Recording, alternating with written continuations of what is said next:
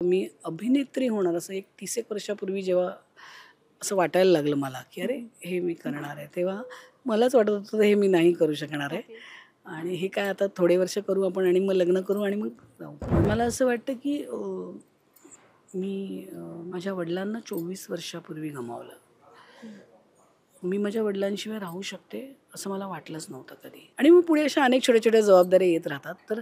पण वडील जाईपर्यंत मी एक वेगळं आयुष्य जगत होते आणि ते गेल्यानंतरचं माझं आयुष्य एक वेगळं आयुष्य आहे. तुम्हाला जर रोज सकाळी उठताना आनंद वाटत असेल आणि झोपताना मन शांतपणे तुम्ही झोपत असाल तर तुम्ही यशस्वी आहात आणि हे तुम्ही करू शकताय म्हणजे तुम्ही असामान्य आहात. तुम्ही कधी कोणतं असं काम केलंय जे लोकांना अशक्य वाटलं पण तुम्ही ते साध्य करून दाखवलंय?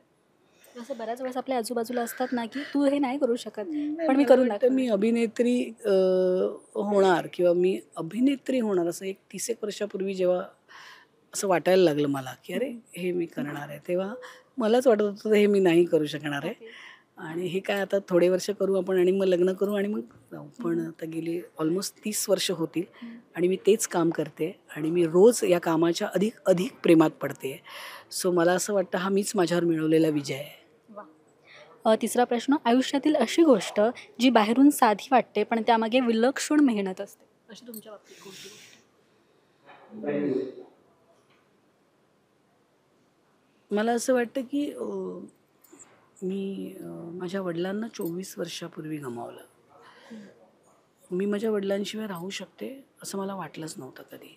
तोपर्यंत हा विचारही आला नव्हता. आणि ते गेल्यानंतर तर 24 वर्ष मी माझं आयुष्य रोज जगते. पण ते कठीण आहे.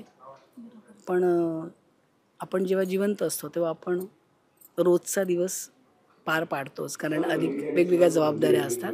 तर ते आपण करतो आणि करावं लागतं. ते कठीण असतं आणि ते आपण करतो. आणि असंच म्हणजे ज्याच्या आयुष्यात त्याची त्याची फेव्हरेट व्यक्ती गेली असेल, त्यानंतरचं आयुष्य त्याला जगावंच लागतं आणि जे कठीण असतं.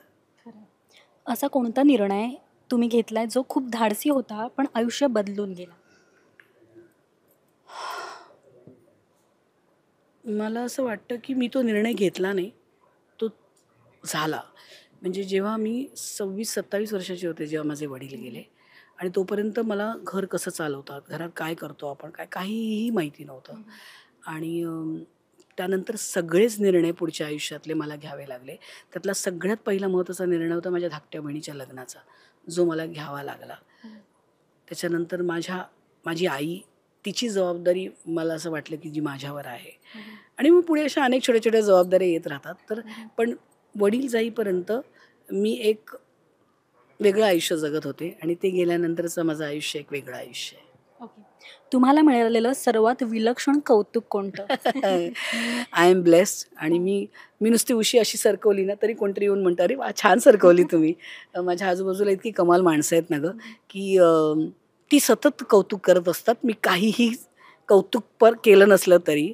सो तुमच्या आयुष्यात जर छान माणसं असतील ना, तर ती तुमचा मोराल सतत वाढवतात आणि I am blessed with that. Okay. तुमच्या मते यशस्वी व्यक्ती आणि असामान्य व्यक्ती यामध्ये फरक काय? यशस्वी आणि असामान्य. हे बघ, यशाचं मापदंड तुम्हाला तुमचं ठरवायचं असतं, की तुम्ही सक्सेसफुल आहात का फेल्युअर. तुम्हाला जर रोज सकाळी उठताना आनंद वाटत असेल आणि झोपताना मन शांतपणे तुम्ही झोपत असाल तर तुम्ही यशस्वी आहात आणि हे तुम्ही करू शकताय म्हणजे तुम्ही असामान्य आहात.